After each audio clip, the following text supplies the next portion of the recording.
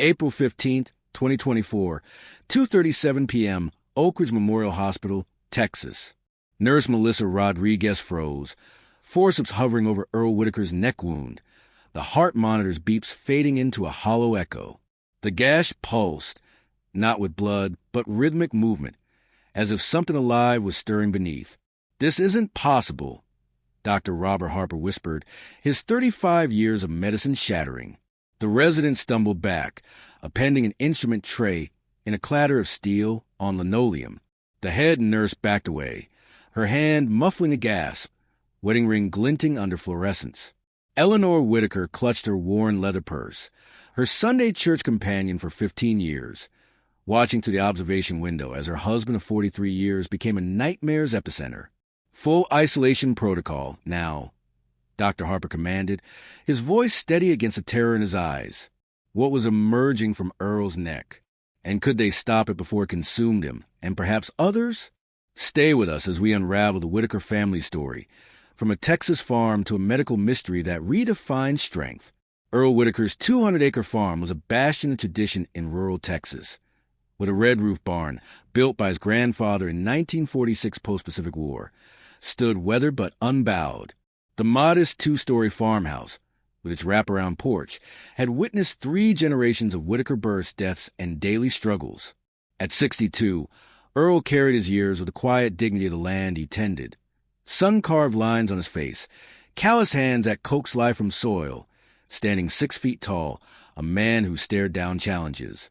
Like many of his generation, Earl believed problems were conquered through will and work. His father's creed, "Whitaker men handle their own troubles. They provide, endure, never complain," had guided him through droughts, market crashes, and rural America's slow decline. Eleanor Whitaker, 61, her auburn hair faded to soft gray she refused to dye, earned every strand, had loved a stubborn man for 43 years. Slender despite arthritic knees, she'd beaten breast cancer 3 years ago with determination and Earl's support. Unknown to her, he'd mortgaged a farm to cover treatments, their insurance long gone to rising costs. Their son Jimmy, 38, lived in Dallas, an IT specialist with keyboard callous hands, a good life with wife Sarah, 5-year-old Lily, and another child coming. Jimmy's visits were tense, his modern views clashing with Earl's traditionalism. "You can't tough everything out, Dad," he'd say, met with silence. The farm was 45 minutes from Oakridge Memorial Hospital, a drive Earl avoided. The local clinic closed 3 years ago, another rural casualty. Minor issues had to be dire to warrant the trip. April sunshine bathed the cornfields as Earl and grandson Jason, 10, hunted in McGrady Woods. Jason's first trip, eager to prove himself Whitaker worthy. "Keep sharp, boy," Earl said, navigating brush. Jason spotted a buck, taking lead in excitement. Earl followed, a thorn snagging his neck, drawing blood.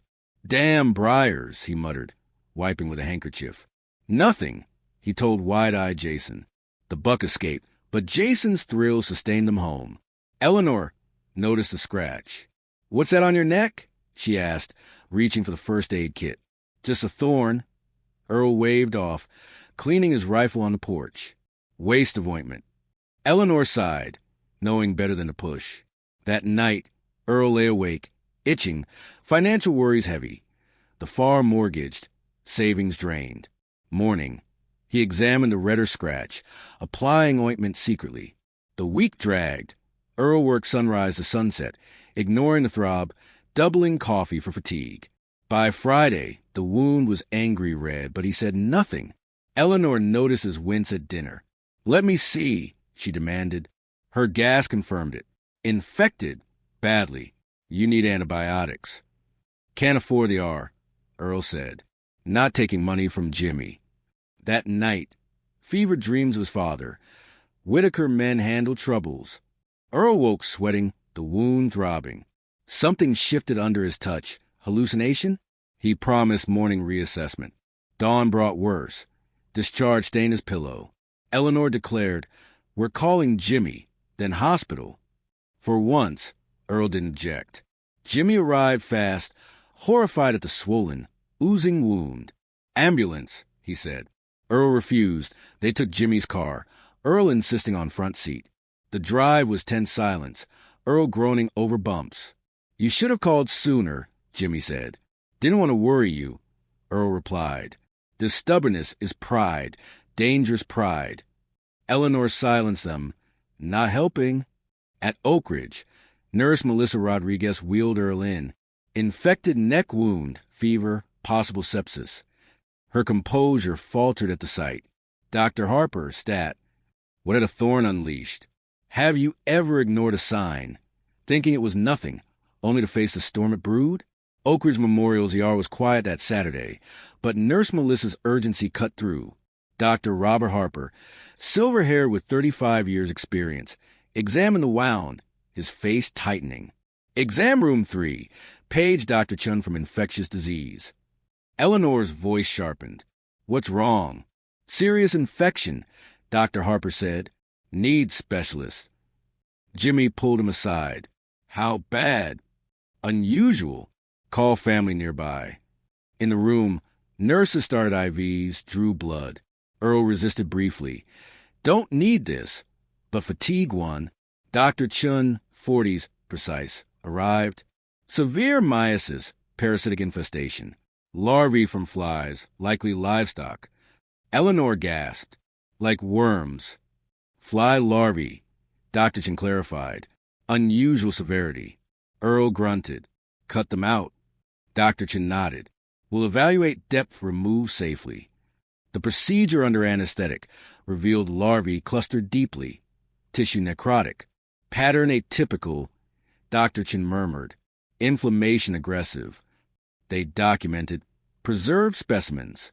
Eleanor and Jimmy waited, her posture perfect, him pacing.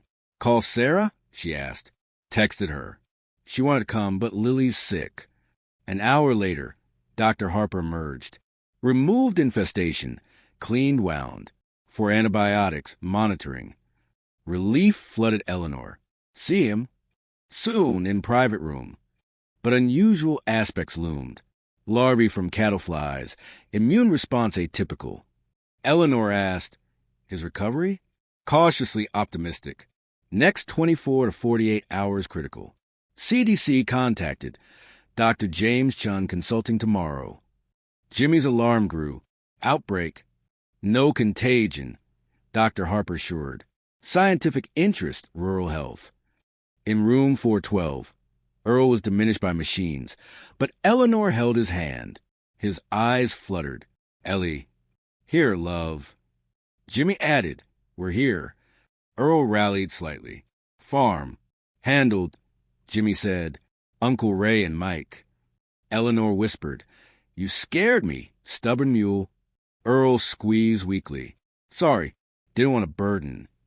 "You're not a burden," she said fiercely. "But thinking you must handle everything alone, that's burdened us both for years." Jimmy, ashen, asked, "Why not sooner?" Earl admitted, "Didn't want to fail." Dr. Chun arrived, examining. Infestation unusual, deeper than typical. Bacteria aggressive. He asked about Eleanor's cancer. 3 years ago, remission. Dr. Chun noted, secondary chemo exposure may have altered Earl's immune system, fighting uniquely. Eleanor blinked.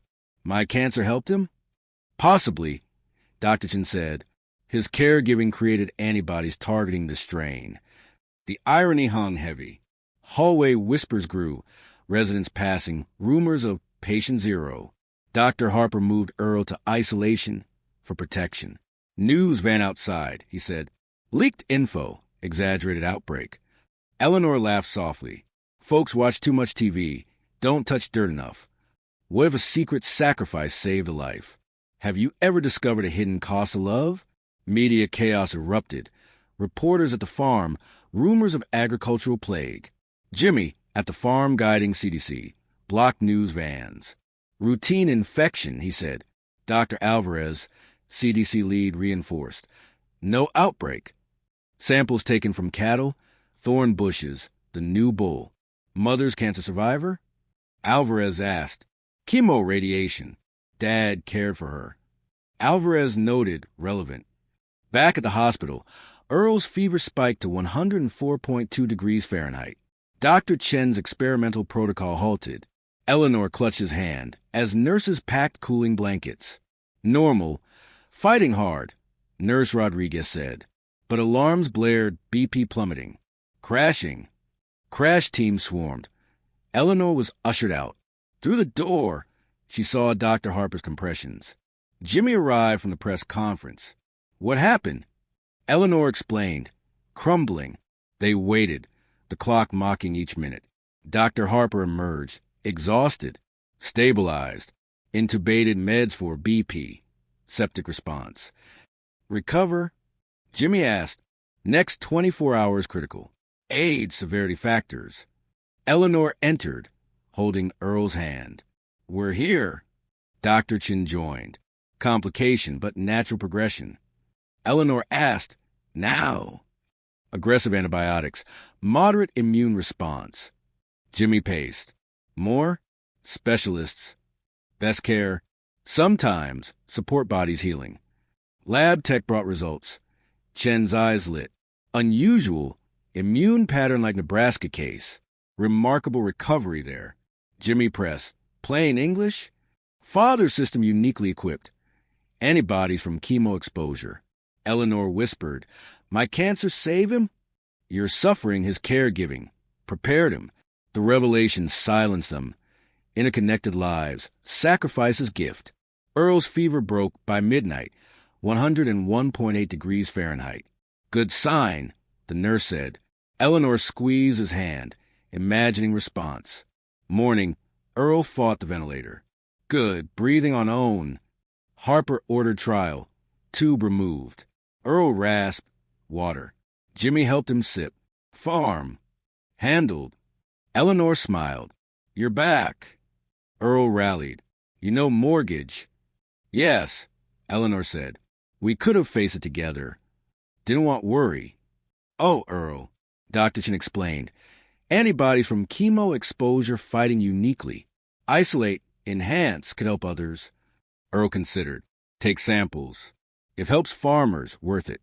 No fast recovery, but research purpose. Jimmy's phone rang. Sarah in labor, 3 weeks early. Go, Earl urged. Don't miss it. Jimmy hesitated. You're critical. Births once. Eleanor agreed. Sarah needs you. Jimmy left, hugging them. Alone, Earl admitted. Remember Jimmy's birth? Strongest person, never complained. Eleanor teased. Fever sentimental. Maybe dying reconsiders things. Chin returned. Antibodies remarkable, could treat infections nationwide. Earl nodded. Do it. Eleanor whispered. Proud. Earl slept. Eleanor reflected. Scratch revealed secrets, mortgage, vulnerabilities, family bonds. Strength and help. What hidden burdens do you carry? Afraid to share. 3 months later, on the Whitaker Farms porch, Earl rocked, watching October shadows on fields Jimmy and Ray now tended. The rocking chair creaked, a gift from Eleanor for their 40th. Penny for thoughts? She asked, bringing iced tea. Different view when not working, Earl said. Eleanor nodded. Difference not worse. Recovery reshaped them. 3 weeks hospitalized, 6 in rehab. Limitations. No heavy labor, rest monitoring. But gains. Jimmy's family in the cottage. Farm thriving with modern methods. Lily climbed Earl's lap with a baby turtle. Keep his pet. Wild, best wild, but watch a day. He taught her a habitat, patient in ways he hadn't been with Jimmy. Jimmy announced permanent move. Farm's home for our kids. Earl agreed. Seeing legacy in partnership. Dr. Chin visited, article in hand. Secondary chemo exposure implications, co-authored with Earl. Your insight's invaluable. Earl traced his name. Never figured hospital bed useful. Chin replied, contributions unplanned. Dinner blessed by Earl. Thanks for second chances, family, wisdom through trial. Eleanor squeezed his hand. On the porch, stars above, he admitted, almost lost this, stubborn. Found more, Eleanor said, strength and bending. The scratch changed everything, revealing mortgage secret. challenging pride, forging deeper bonds. Earl learned strengths and vulnerability, legacy and relationships. What small wound in your life might heal with help. Share below what challenge taught you true resilience. From Texas, this is Earl's story.